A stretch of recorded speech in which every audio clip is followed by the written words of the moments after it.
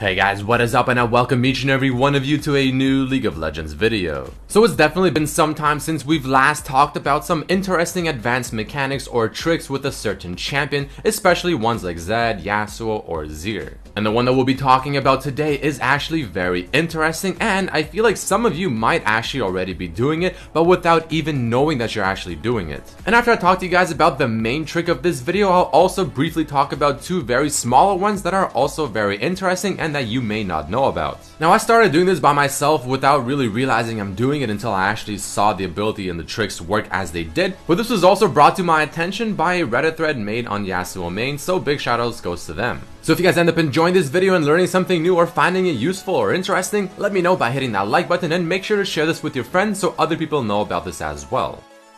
So normally when you're playing Yasuo, or any champion for that matter, you obviously have to wait for your ability to finish its cooldown before you can use it again. I mean, it's just simple League of Legends mechanics, but there is a way to sort of abuse this with Yasuo. So take a look at this clip right here and see if you can notice anything, I guess, kind of unusual happening. As I'm dashing through these minions, I keep spamming my Q ability as well. I mean, do you notice anything, especially when you look at the cooldown of the Q? If not, then let me explain, because this is the trick.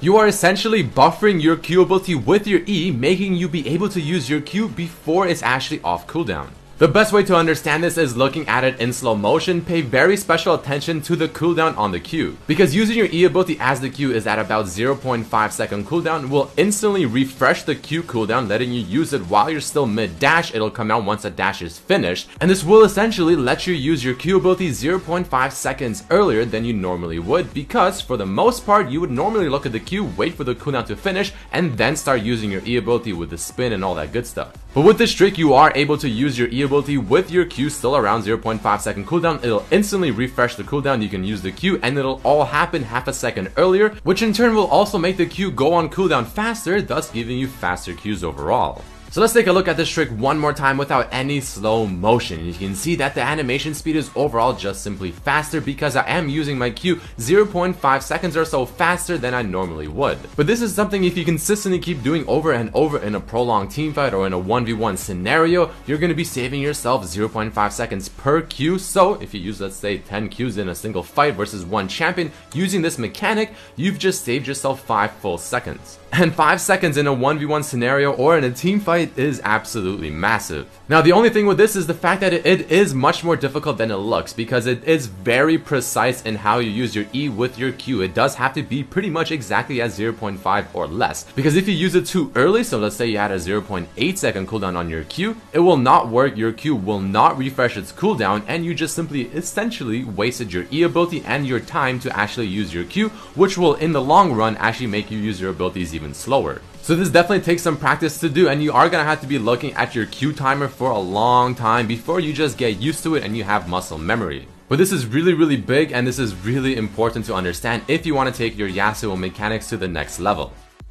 But there's still two more things that I want to talk about that aren't really advanced or anything, but it's still something very interesting to know and understand. So both of them are related to his passive, and the first of which is as follows. If you're backing and someone auto attacks you or hits you with a spell that doesn't go through the actual shield that your passive provides, your backing animation will not stop. This is specific to Yasuo with his passive, but it also does work with shields in general.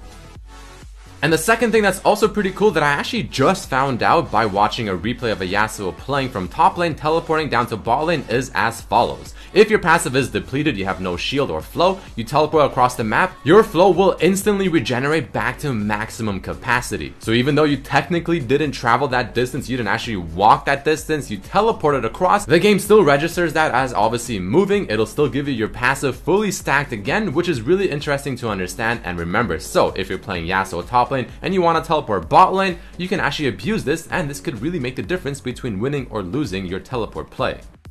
But that right there is about it for this video, guys. I hope you did enjoy it. Some very interesting Yasuo mechanics. Obviously, the first one being the advanced one that is much more difficult to do than it looks, and it can really save you a lot of time playing Yasuo, because there really is no reason not to know how to do this if you're planning to make Yasuo maybe your main champion, or you want to get very skilled with him. Because Yasuo is pretty much a lot about animation canceling, maybe using your Q and W together. You can use your auto attack, knock them in the air, auto attack them again, ult, and then you can do a lot of of things with that as well. There are a lot of very small and interesting details or tricks with Yasuo that once you put it all together and maybe put it all into one player's mechanics, it could make for a deadly samurai player. But either way guys, let me know down in the comments below, what do you think about these tricks, especially the first one. Shoutouts to the Reddit thread that I am going to be linking in the description below. But I truly thank each and every one of you for watching, and I hope to see you for my next video. Peace.